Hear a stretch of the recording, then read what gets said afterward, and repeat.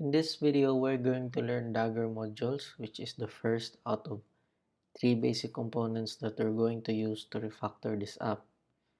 So first, let's create a new package called Dagger and add a new class called app module and select class. So a Dagger module is where you create your dependencies that some of your classes needs. So let's first annotate this class with app module and create a new method that instantiates our retrofit instance.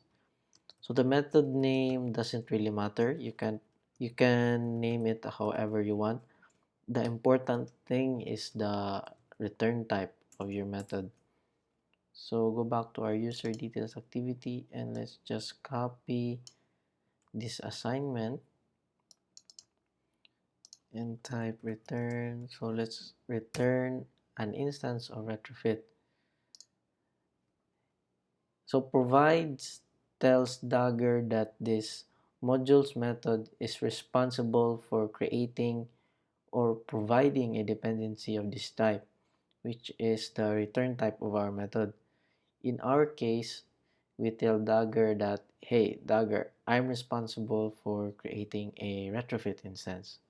So do the same for API as well. Type at provides. So if you go back to our user details activity, you'll notice that API needs a retrofit instance.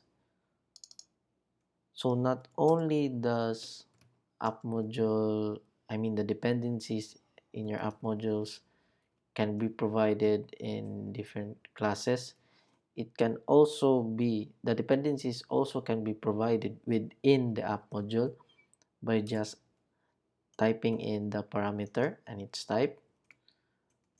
So let's also add the return type, and then we can just call retrofit dot create API class Java. So now you'll notice that all of these are just methods. Somebody has to call these methods to instantiate these dependencies. So that's where a Dagger component comes in. So in the next video, we're going to learn Dagger components.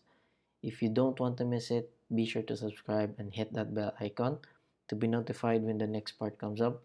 So if you found this video helpful, please give it a thumbs up.